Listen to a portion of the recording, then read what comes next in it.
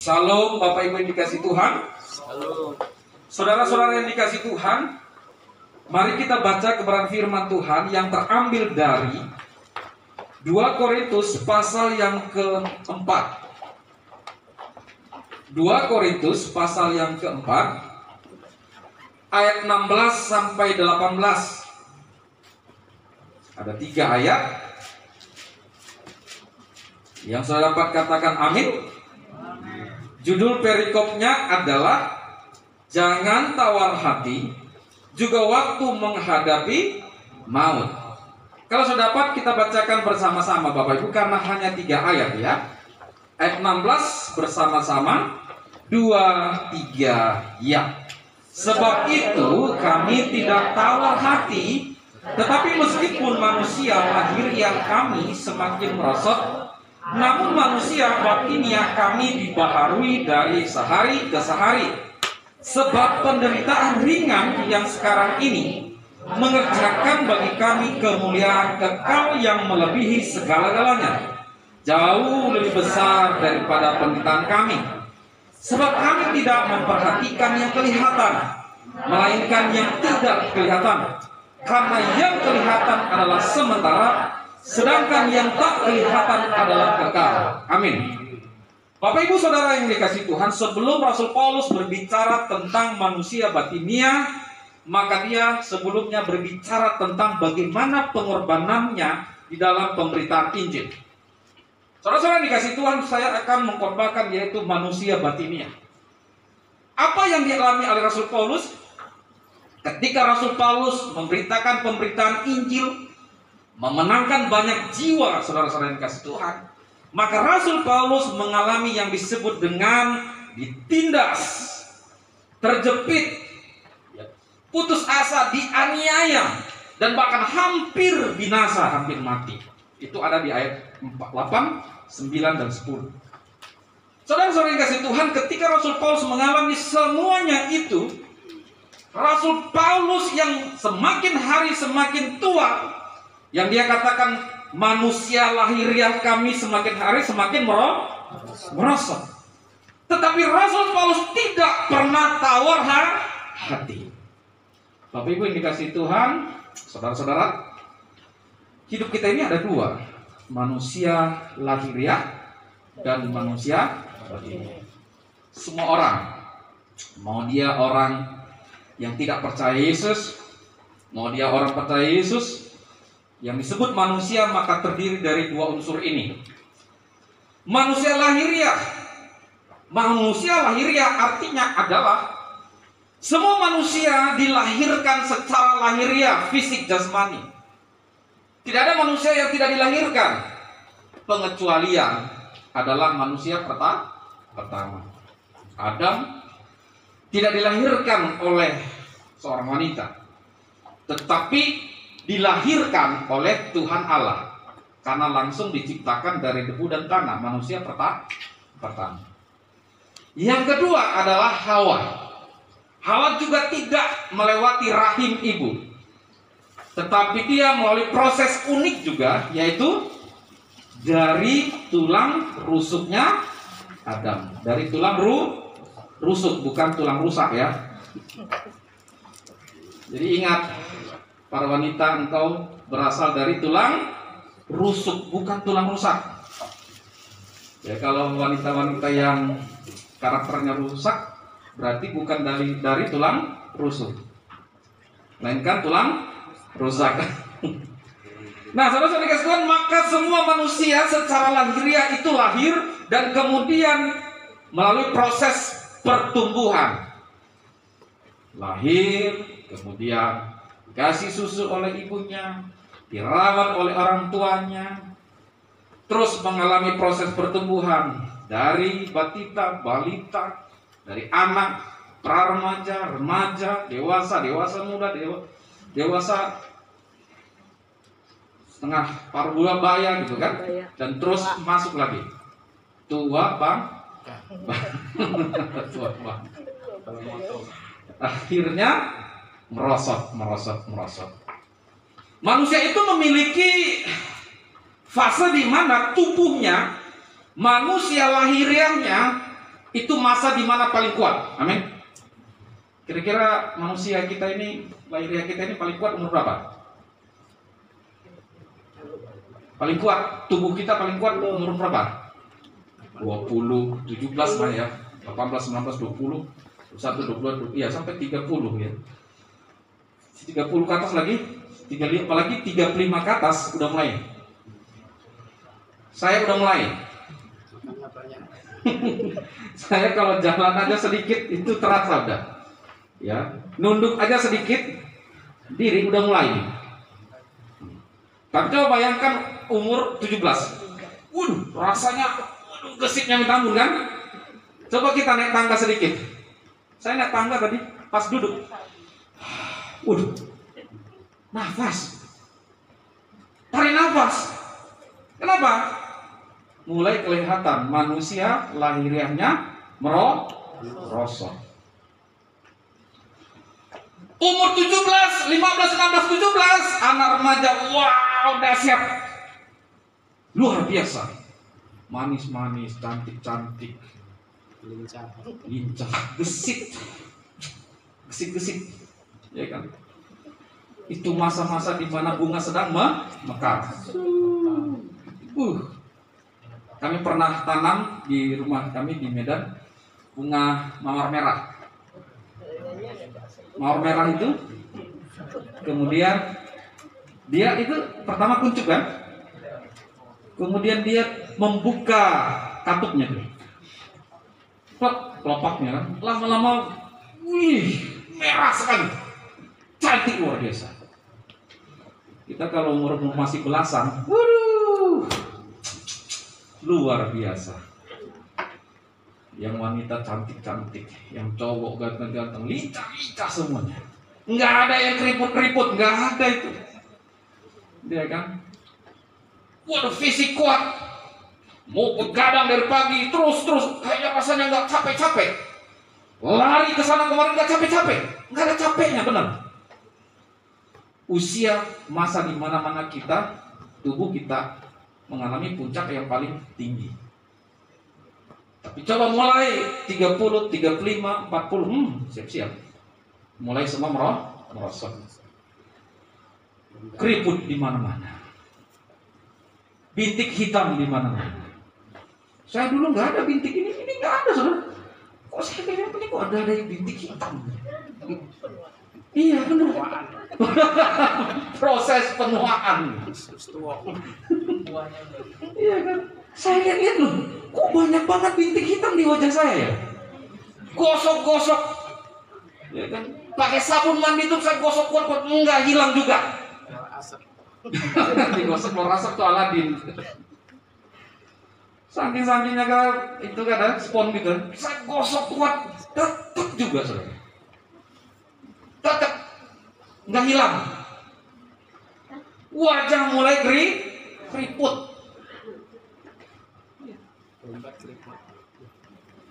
Kalau buka baju dulu waktu itu rasanya gitu kan. Tapi saya lihat lagi otot udah kendor, udah mulai turun. Semuanya begitu saudara-saudara. Tidak ada yang bisa melawan proses penuaan. Kita semua proses penuaan terus dan sampai pada nanti akhirnya. Nggak ada. Ya kan? Waktu muda, usia muda, remaja, berat badan 50 kilogram. Setelah sekarang 80. Dahsyat. Dari 50 ke 80. Saya gini-gini saudara, berat badan saya 79, lebih. Hampir 80 saudara. Bayangkan. Montok di belakang, montok depan, semua montok. Hampir 80. Dari 50 sampai ke 30 kilo. Bayangkan. Pernah mau diet, susahnya minta ampun. Ya kan malam-malam tuh ke perut tuh krauk, aduh nggak kuat. Makan juga. Kayaknya memang susah saudara.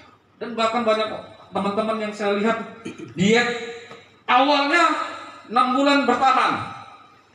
Setelah itu kendor lagi, lemak lagi. Itu yang disebut dengan masa penuaan. Dan Rasul Paulus berkata apa? Manusia lahiriah merosot. Nah, yang kedua, saudara yang dikasih Tuhan, ada yang disebut dengan manusia batiniah. Manusia batiniah itu adalah karena manusia kita ini terdiri dari unsur yang disebut roh.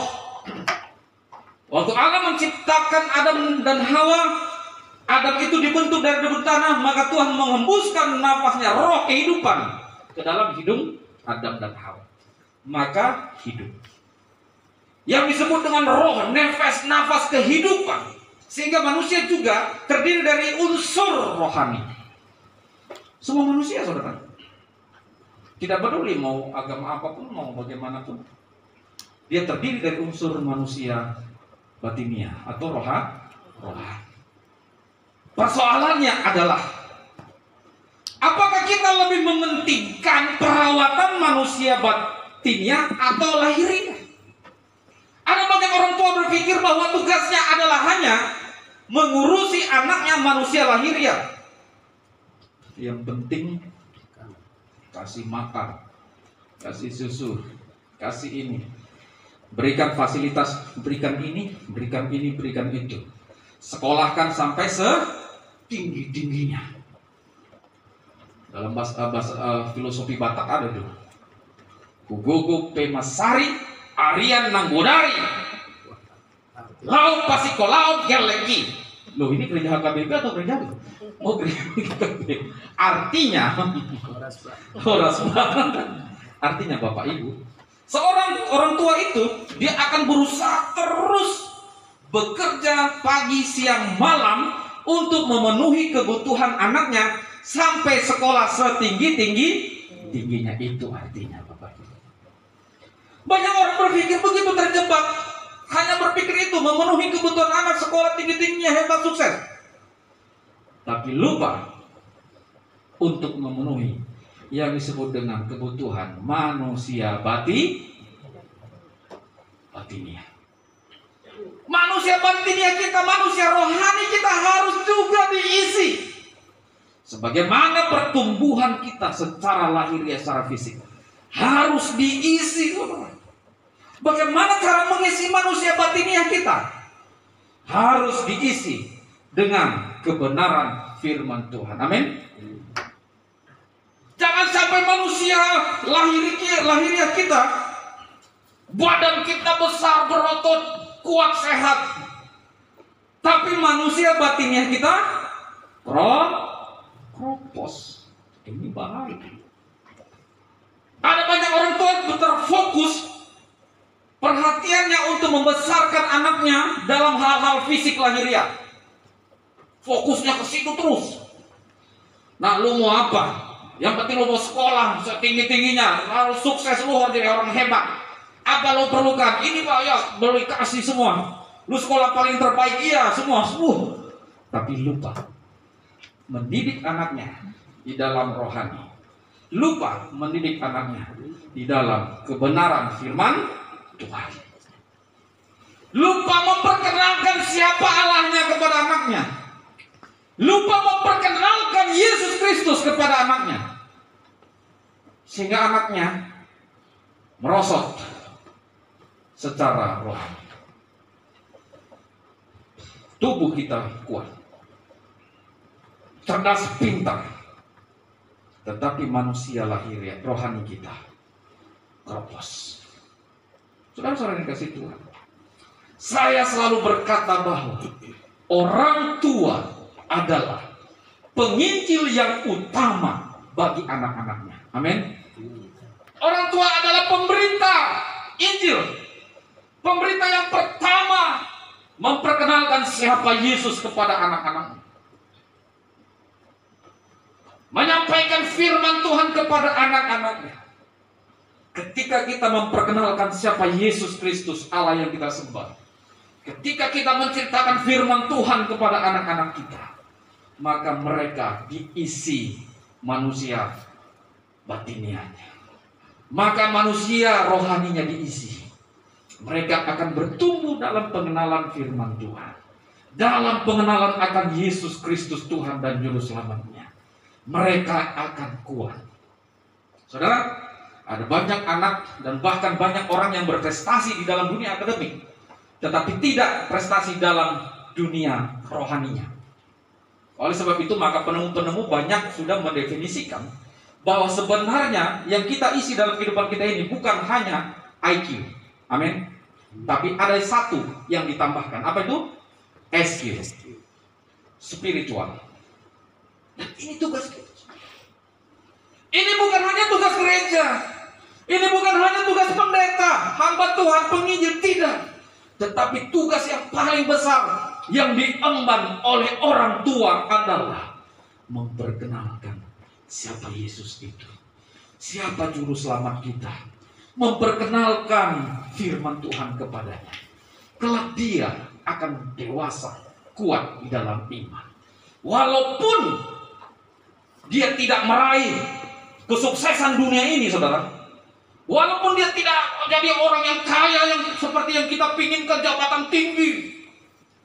Tapi kalau manusia batiniahnya, spiritualnya, pengenalannya akan Tuhan Yesus baik dan kuat, saya yakin dan percaya anak itu menjadi orang yang berguna dan tidak akan dibiarkan Tuhan kelaparan dan bahkan melarat. Amin. Tidak akan. Orang yang mencintai Tuhan, meskipun secara akademisnya mungkin biasa-biasa saja, lemah, tetapi karena dia mengasihi Tuhan,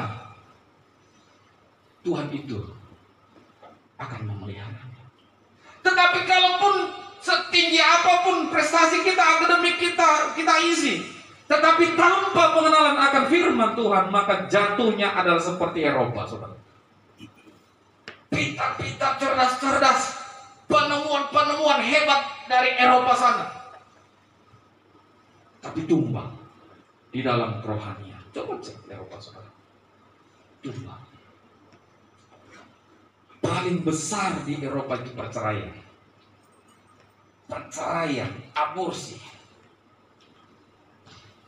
Orang tua mereka itu tidak lagi membawa anak mereka ke gereja. Coba lihat sekarang Korea. Saya langsung dengar langsung. Ya, ada pendeta, karena kita STT ada kerjasama dengan Yayasan Korea. Dia langsung cerita. Di Korea itu, Pak, generasi mudanya sekarang memprihatinkan katanya.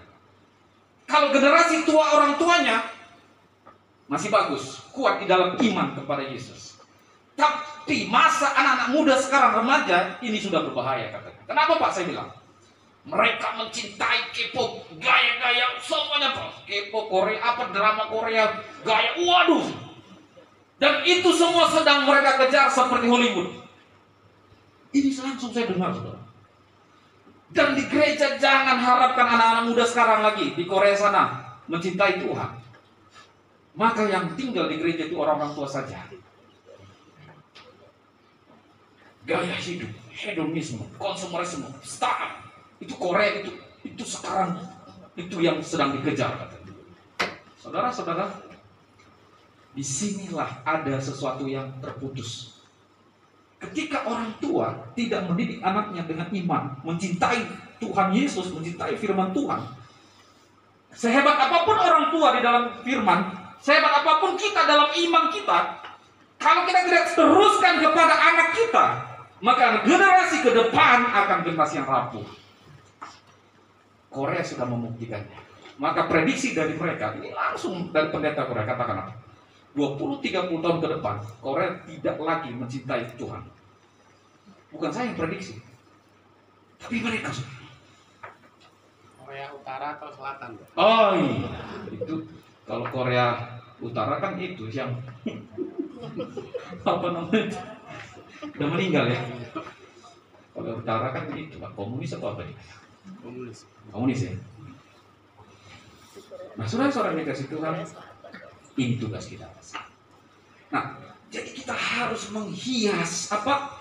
Menghias manusia batinnya. Pak, emang nggak perlu manusia lahiriah hias? Perlu, ya kan? Kalau istri kita nggak berhias, waduh, bahaya. Nanti orang lain yang lewat ya batasannya. Jadi istri soleha. Kalau istri di rumah tidak berhias, bahaya. Ya, badan udah gede, ya kan? Ya, suami juga gede, sama-sama gede semua kan? Ya kan? Udah lihat di rumah, waduh, ini istri kok begini terus gitu kan? Nggak ada perubahan. Lihatnya bosan gitu kan? Lihat di luar, nah ini bahaya. Perlukah? Perlu dong. Orang kita hidup masih di dunia ini, saudara. Perlu, kita harus hias itu. Tetapi ketika kita hias secara berlebihan, ini tanda tanya.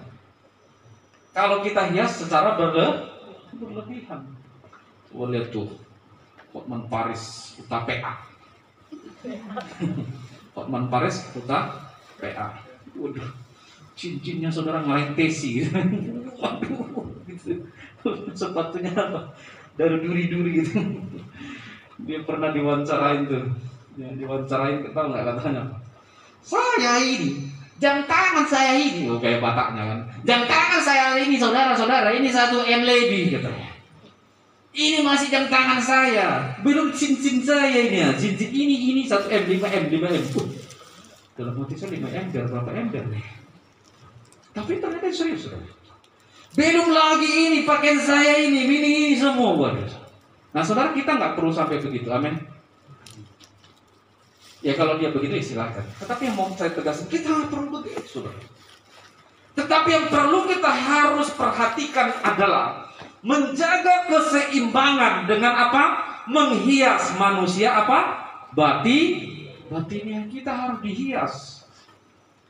Jangan kita sibuk menghias manusia lahiriah, manusia batinnya kita keropos. Dan ketika nanti kita berhadapan dengan pengadilan Tuhan bilang apa? Wajah, tubuh oke, tetapi rohani jelek di hadapan Tuhan. Ada orang ya semua dioperasi. Itu di Korea juga. Saya ada teman itu dari proses awal, saudara. Ini maaf. Ini cewek. Maaf sekali. Giginya begini.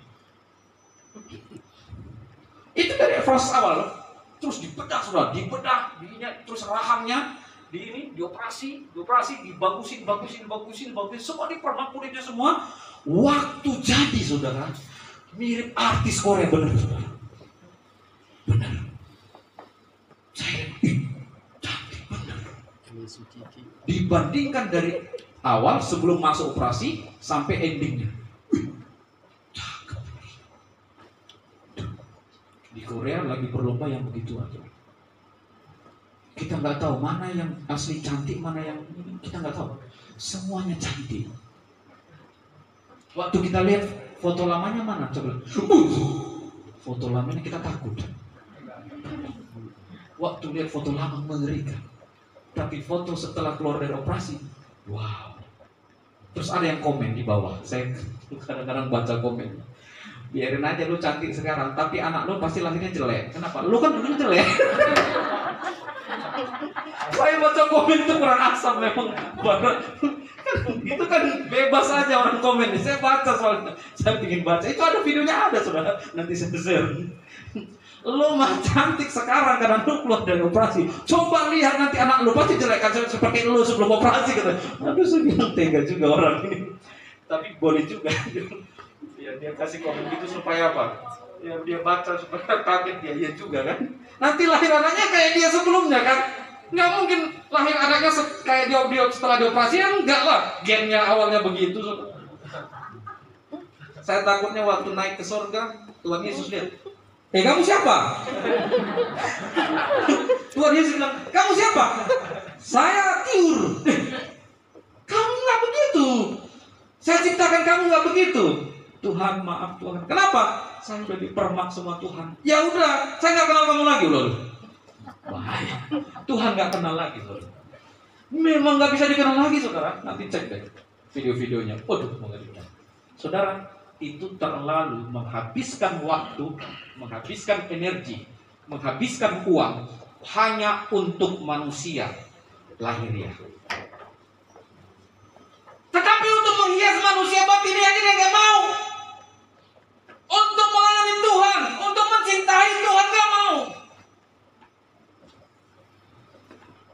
menghias manusia lahiriahnya, habis duit gede-gedean. Operasi total loh.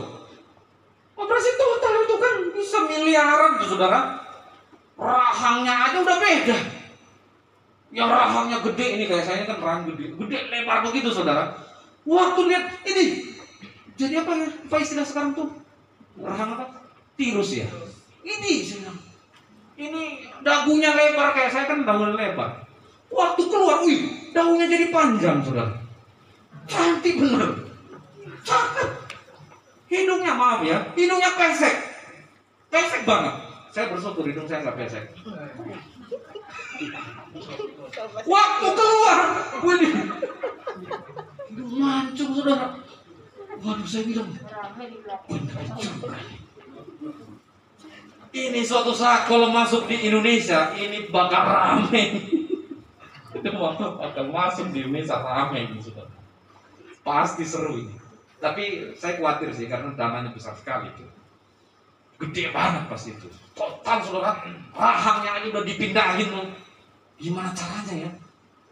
Giginya yang gini udah rapi, rapi betul. Semua dipermak itu pasti mahal sekali, bisa puluhan miliar ya. Kita ini pikir-pikir begitu, puluhan miliar untuk yang lain gitu. Ya kan bapak kan karena bapak nggak punya duit makanya bapak ngomong gitu. Nggak juga, saya pikir-pikir kok terlalu gitu loh. Antara keseimbangan manusia batiniah dengan lahiriah itu kok nggak berimbang. Itu loh maksud saya. Yang saya maksudkan saudara bapak ibu yang dikasih Tuhan adalah jangan lupa menghias manusia batiniah. Amin. Manusia batiniah kita ini kosong saudara. Ketika diisi pengenalan Tuhan Yesus, firman Tuhan, mencintai firman Tuhan, mencintai pekerjaan Tuhan, pelayanan kita cintai. Dan kita juga fokus kepada Tuhan. Disitulah hati nurani kita ini. Itu diisi. Dan itu membuat kita seimbang. Seimbang saudara. Ada banyak orang yang ketika dia nggak seimbang, hati-hati. Itu membahayakan saudara. Makanya jangan heran saya beliau udah pernah katakan. Ya, kalau di luar negeri itu saudara, ketika dia sudah naik puncak kejayaannya, dan kemudian ketika dia mengalami masalah di atas, kemudian jatuh, apa yang dilakukannya? Bunuh diri saudara. Ketika dia sudah gagal di dalam usahanya itu, bunuh diri, lompat dari gedung paling tinggi, nyungsep. Coba cek aja di YouTube, ngeri saudara. Kenapa begitu? Karena dia terlalu mengejar harta duniawi, lahiriah, tapi tidak diisi firman Tuhan.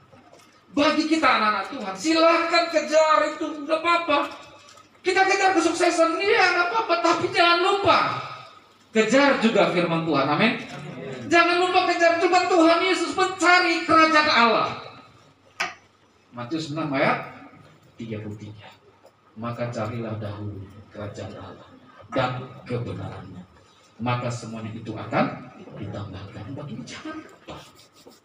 Sehingga kalaupun seandainya, ini seandainya, bukan doa saya, seandainya pun ketika kita dalam karir dunia kita ini tidak sukses orang dunia, dan ketika kita sedang pada puncak kejayaan, kita mengalami goncangan yang hebat, sama seperti Ayub, maka Ayub tampil iman murni di hadapan Tuhan.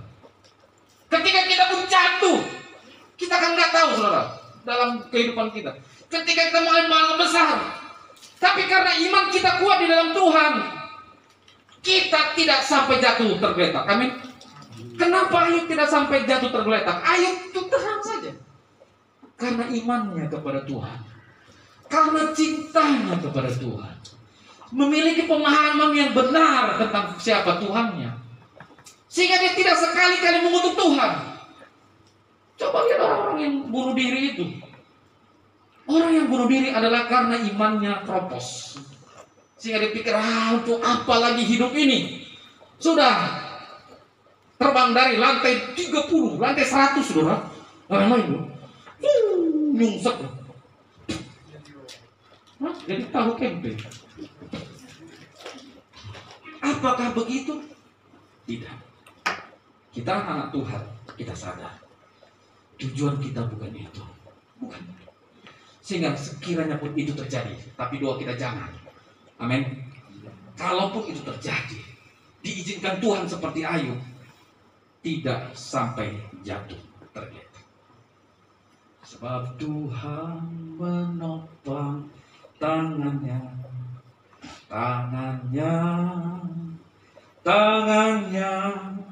sebab Tuhan menopang tangannya. Apabila ia jatuh, tak sampai tergeletak. Sebab Tuhan menopang tangannya. Tangan Tuhan menopang kita. Karena kita mencintai Tuhan. Bapak Ibu Saudara kita terus tingkatkan iman kita. Rasul Paulus katakan manusia lahiriahku ini merosot, kata Rasul Paulus. Tua. Tapi jangan menjadi tuang bangka. Nah ini dia. Tua boleh, tapi jangan jadi tua bangka. Karena image tua bangka kan nggak bagus. Ya, orang tua yang tidak mengenali jati dirinya itu disebut tua bangka. Ya. Nah, saudara-saudara dikasih Tuhan, dan kemudian ayat 17 firman Tuhan berkata apa?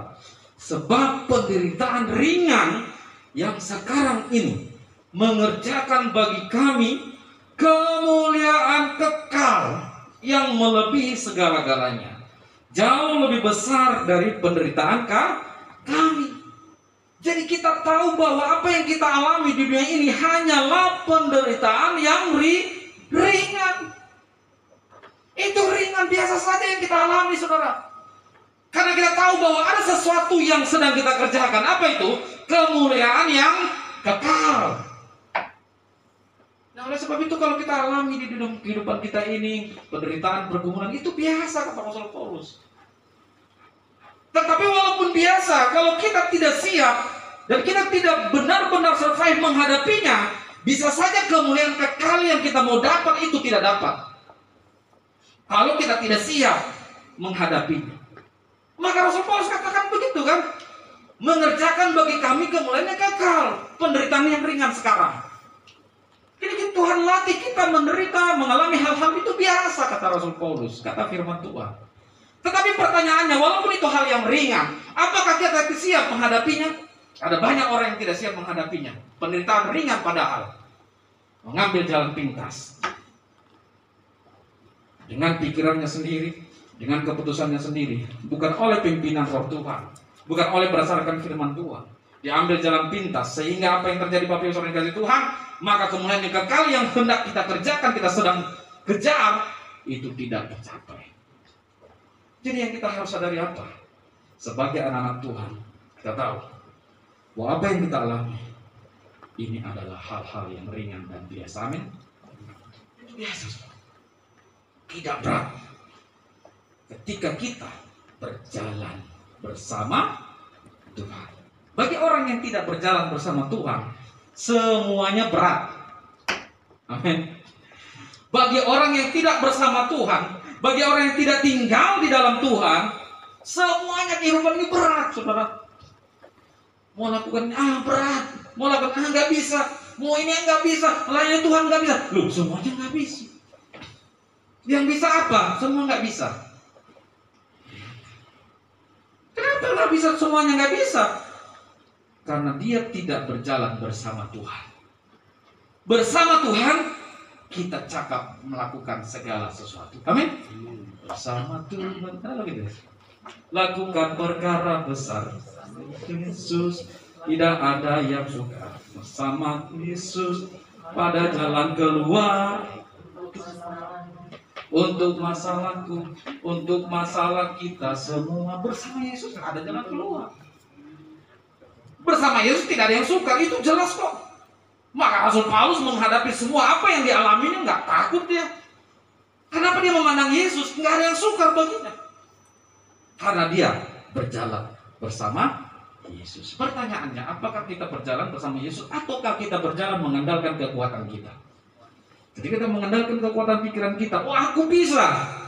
Aku bisa. Aku punya pengalaman, aku punya skill, aku ahli, aku sudah pernah, aku sudah begini, aku bisa. Aku bisa. Oh, Tuhan katakan, Ketika katakan, aku bisa. Seharusnya apa yang kita katakan? Bersama Tuhan aku bisa. Amin. Selalu saudara, bukan hanya dalam hal pelayanan gereja, enggak. Dalam seluruh kehidupan kita, kita harus berkata, bersama Yesus aku bisa. Itu semuanya saudara. Dalam mempersiapkan kebutuhan anak-anak kita, di dalam bekerja, dalam keluarga, dalam rumah tangga, dalam pergumulan, apapun itu, kita harus berkata, bersama Yesus lakukan perkara besar. Bersama Yesus pasti bisa. Amin. Ada banyak hal yang sebenarnya kami alami juga. Banyak sekali saudara. Selalu saya katakan bersama Yesus pasti bisa. Selalu saya katakan. Dalam hal sudah sangat minus sekalipun, selalu saya berkata, Tuhan Yesus pelihara. Prinsip harga mati saudara. Prinsip harga mati selalu katakan, Tuhan Yesus pelihara. Udah selesai. Kalau kita sudah memiliki komen Tuhan Yesus tolong kita, udah jangan takut. Langkah berjalan bersama Tuhan. Yang penting kita tidak melakukan yang pertama, dosa, kesalahan di hadapan Tuhan. Karena kalau kita melakukan kesalahan di hadapan Tuhan, dosa di hadapan Tuhan, jangan harap ada pertolongan. Selesaikan dulu di hadapan Tuhan. Selesaikan dulu.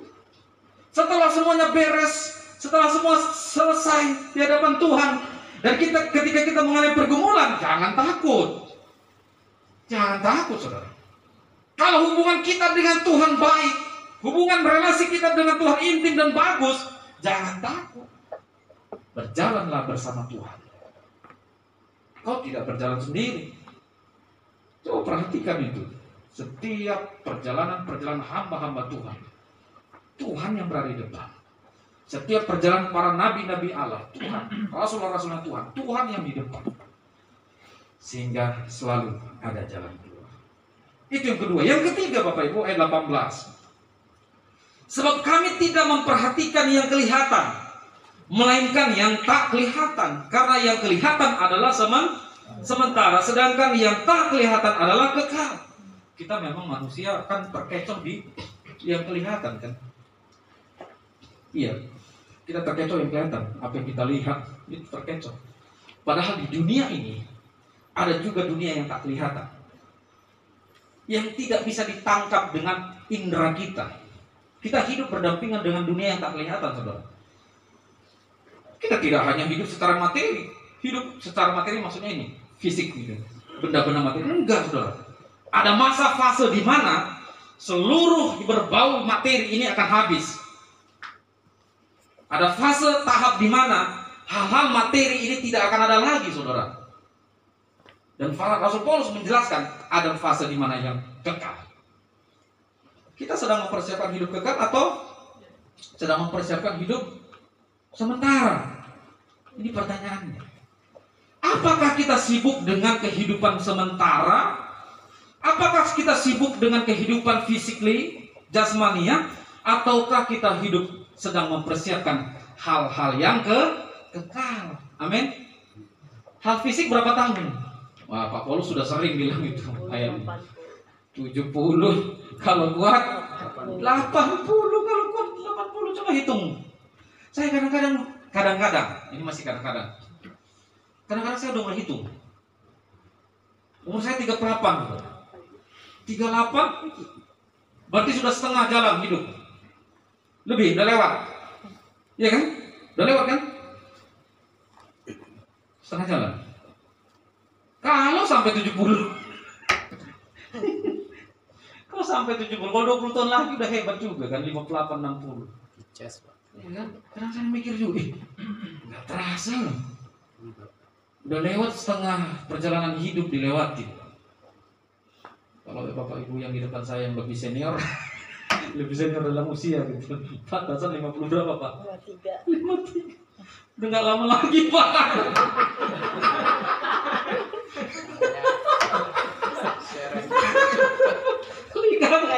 Bener loh. Kalau kita baca firman Tuhan kan kita tidak tahu kan. Kenapa kita tahu? Karena kita baca firman. Kalau kuat 80, kalau kuat firman Tuhan fair banget kan. Adil banget. Kalau kuat lo katanya. Kalau nggak kuat berapa? 70. Selesai. Ya kan? Kita hitung-hitung ya, tinggal hitung 53 ke 70. Patasan. Udah disiapin Pak. Udah disiapin asuransinya. Lah Bu Esti kan udah disiapin asuransinya. Jadi kalau patasan lewat apa asuransi, Bu Esti, dadah. Kawin lagi. Aduh, gawat nih Bu Esti. Udah dirancangkan loh. Soal istri yang baik. Patasan dalam hati, lu semua pada seneng ya. Enggak apa, memang itu realita. Firman Tuhan katakan tuh. Ya, karena Bapak Ibu dikasih enggak lama saudara. Kita di bumi ini kan 70-80 kok. Apa yang mau dikejar? Pertanyaan apa yang mau dikejar tuh? Terkadang kalau kita mikir baik-baik, mau dikejar apa? 80 selesai. Yang kita peroleh banyak hal capek-capek, siapa yang nikmatin? Ya anak-anak, kalau anak, keluarga, orang lain. Iya, memang begitu kok. Itu realitanya kok. Hanya segitu. Kita kan berjulilah tuh menurut analisa itu kan gini, analisa orang-orang ekonom. Kita itu berjuang tuh biasanya ya, perjuangan tuh 40 tahun, 40, 45 lah gitu. Udah 45 harusnya menikmati, menurut para ekonom. Menurut mereka loh ya, 45 itu harusnya menikmati katanya. Karena jadi umur-umur 20 itu adalah umur sedang mengejar. 40, 45 udah. Jadi kalau seseorang lihat aja umur 45 ke atas katanya, jadi terus gimana? Ya udah itu akhirnya. Ya 45, kebayangkan 45 Bapak Ibu, 45 ke 70 dikit banget ya. Menikmatinya hanya 20 tahun. Udah selesai. Tapi kalau Rasul Paulus katakan mengejar yang tak kelihatan, sifatnya bagaimana Bapak Ibu? Kekal. Kekal. Bukan hanya 70, 80. Kalau kita mengejar yang kekal, berapa lama yang kekal? Disebut kekal berarti tak habis-habisnya waktu. Amin. Tak terukur waktu. Jadi kita harus berpikir Bapak Ibu, kita harus mengejar yang mana? Apakah kita kejar yang 70-80 tahun? Ataukah kita mengejar yang kekal? Kalau saya kejar yang kekal. Yang kekal tidak akan pernah habis-habisnya. Yang sementara hanya 80 tahun. Dan itu pun kalau kita sibuk kepada hal-hal yang sementara, melupakan Tuhan, bahayanya adalah apa? Kita tidak memperoleh kehidupan yang kekal. Amin. Mau pilih yang mana? Saya pribadi memilih hal yang tak kelihatan. Apa ya hal yang tak kelihatan? Adalah bersifat kekal bersama Tuhan Yesus. Amin. Bapak Ibu yang dikasih Tuhan, mari kita kejar hal-hal yang bersifat kekal. Mencari kerajaan Allah dan kebenarannya. Memberikan hidup kita kepada Tuhan. Memberikan yang terbaik kepada Tuhan Yesus. Saya yakin dan percaya manusia batiniah kita akan semakin indah di hadapan Bapa di surga, dan kita memiliki hidup yang kekal. Amin. Berikan kemuliaan bagi Tuhan.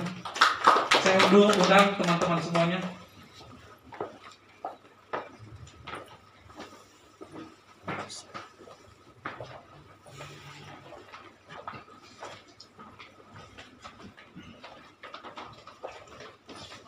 Kita akan menyanyikan lagu ciptaan John Huta Barat. Semoga ada di laptop. Ada ya, Epic ya. Ada ya, pernah dulu udah kita nyanyikan. Hanya Kaulah yang kusembah. Ada Aman yang hafal lagunya karena Aman yang menyanyikan. Pertamanya gimana? Saya tahu refnya. Hanya Kaulah yang kusembah. Ah, ini dia saudara. Tuhan tuntun aku sampai akhir hidup.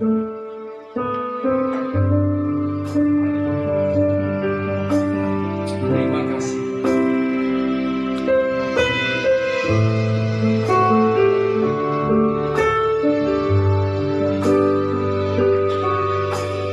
Tuhan tuntun kami.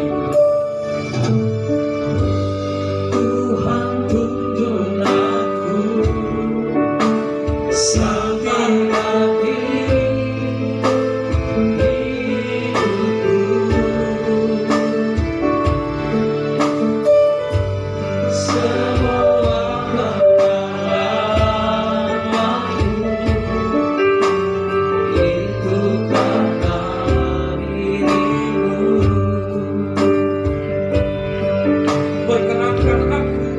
biar jalan hidupku.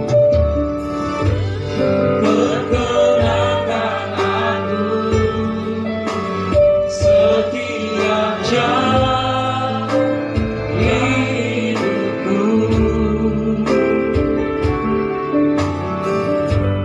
hanya Kaulah Tuhan yang ku sembah dan ku puja. Engkaulah segalanya bagiku selamanya. Katakan, hanya Kaulah yang ku sembah. Hanya Kaulah yang ku sembah dalam hidupku selamanya. Hanya Kaulah yang ku puja. Kemuliaan sampai selamanya. Bapak Ibu Saudara Tuhan, kita nyanyikan lagu ini sekali lagi. Tuhan tuntun aku sampai akhir hidupku. Semua pengalamanku itu karena dirimu. Perkenankan aku.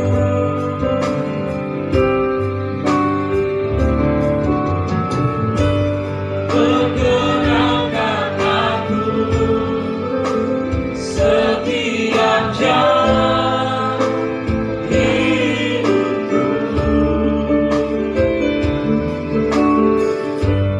hanya Kaulah Tuhan yang ku sembah dan ku puja. Engkaulah segalanya bagiku selamanya.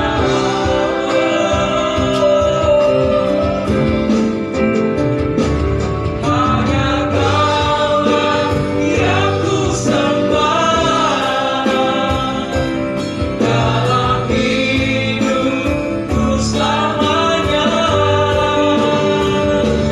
Hanya Kaulah yang ku puja. Kemuliaan sampai selamanya. Hanya Kaulah yang ku sembah dalam hidupku selamanya. Hanya Kaulah yang ku puja. Kemuliaan sampai selamanya. Terima kasih Tuhan, kami boleh mendengarkan kebenaran firman, dan biarlah firman-Mu ini boleh menjadi kekuatan dalam hidup kami, dan kami juga boleh melakukannya dalam kehidupan kami pribadi lepas pribadi.